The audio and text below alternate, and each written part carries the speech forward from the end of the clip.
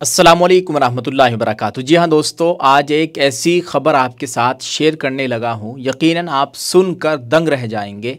क्या कोई ऐसे भी कह सकता है? क्या कोई मुफ्ती इस तरह का फतवा भी दे सकता है? एक मुफ्ती ने कहा है कि जन्नत में गैर मुस्लिम भी जाएंगे, और दूसरी बात उन्होंने कही है कि शादी से पहले अगर शादी करने का इरादा हो तो शादी से पहले नाजायज़ ताल्लुकात कायम करना जायज़ है ना अजीब बात। क्या कोई इस तरह से कोई मुफ्ती कह सकता है? पहली मर्तबा हमने भी इसको सुना है और देखा है। अल अरबिया उर्दू ने इस ख़बर को शाये किया है, और रजब तैयब एर्दोगान उर्दू पेज से भी इस ख़बर को शाये किया गया है। RTE उर्दू ने इस ख़बर को ट्विटर पर शेयर किया है, और बहुत ही मुख्तलिफ़ चैनल्स के ज़रिए ये ख़बर सुनने को और पढ़ने को आपको मिल जाएगी। दोस्तों, ये मामला है मिस्र का कि साबिक मुफ्ती आज़म मिस्र शेख अली जुमा का एक मुतनाज़ा बयान सामने आया है। ये शेख अली साहब है, आए दिन ये इस तरह के बयानात देते रहते हैं। बाकायदा एक बड़े मुफ्ती हैं, इनका दर्स होता है, इनके शागिर्द हैं, लेकिन ये इस तरह की बात क्यों करते हैं ये तो बस अल्लाह जानता है, या ये मुफ्ती साहब जानते हैं कि जन्नत में गैर मुस्लिम भी जाएंगे। इसके अलावा उन्होंने कहा है कि शादी से कबल ताल्लुकात बनाना हराम नहीं है जिनका नतीजा शादी की सूरत में निकले। अगर हमें किसी से शादी करनी है, इसका मतलब यही तो होगा किसी से शादी करनी है तो उससे पहले उससे ताल्लुकात बनाना जायज़ है, हराम नहीं। क्या ये हकीकत है? कितनी गलत और गंदी बात इन्होंने कही है।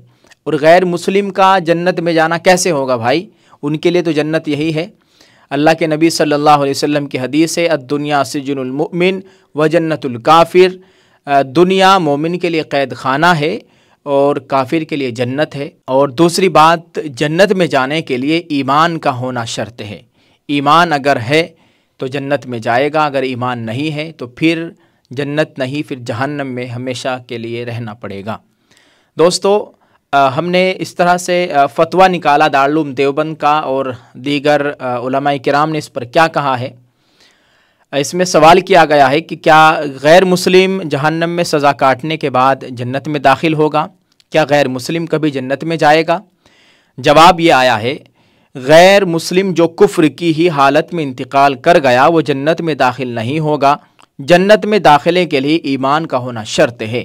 इसलिए गुनाहगार मुसलमान तो अपनी सज़ा काट कर ईमान की बदौलत अल्लाह की रहमत के हकदार बनकर जन्नत में दाखिल होंगे, लेकिन गैर मुस्लिम ईमान न होने के बाइस इस एजाज़ के मुस्तहिक नहीं होंगे। बल्कि जब गुनाहगार अहले ईमान को सज़ा काट कर जहन्नम से निकल कर जन्नत में जाता देखेंगे तो कुफ़ार भी यही तमन्ना करेंगे कि काश वो भी मुसलमान होते। और इरशाद खुदाबंदी है, अल्लाह ताला ने कुरान में फ़रमाया है, रुबमा यवद्दुल्लज़ीना कफ़रू लौ कानू मुस्लिमीन। काफिर लोग बार बार तमन्ना करेंगे कि क्या खूब होता अगर वो यानी हम दुनिया में मुसलमान होते। बयानुल कुरान। दोस्तों, क्या इन मुफ्ती साहब ने ये नहीं पढ़ा है? अल्लाह का ये कलाम नहीं पढ़ा है? क्या इनको मालूम नहीं है? एक बड़े आदमी की जानिब से कोई इस तरह की बात कहना और फिर उसका आवाम में जाना, इसका कितना गलत असर होता है। सोशल मीडिया पर ये बहुत ज़्यादा वायरल है, लोग तरह तरह की बातें कर रहे हैं और लोग इन पर बहुत ही गलत तबसरा कर रहे हैं, तनकीद कर रहे हैं, और करनी भी चाहिए कि क्या ये मुफ्ती पागल हो गया, इसका दिमाग ख़राब हो गया है, इस तरह की बातें कर रहा है।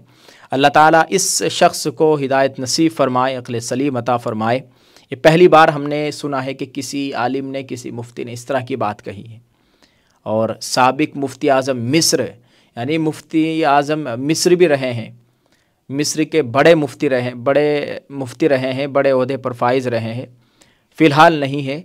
और इस तरह के आए दिन बकवासात करते रहते हैं। एक साहब ने बताया है कि आए दिन इस तरह के मुतनाज़ात बयान देते रहते हैं, आए दिन इस्लाम में नई नई बातें निकाल कर लाते हैं।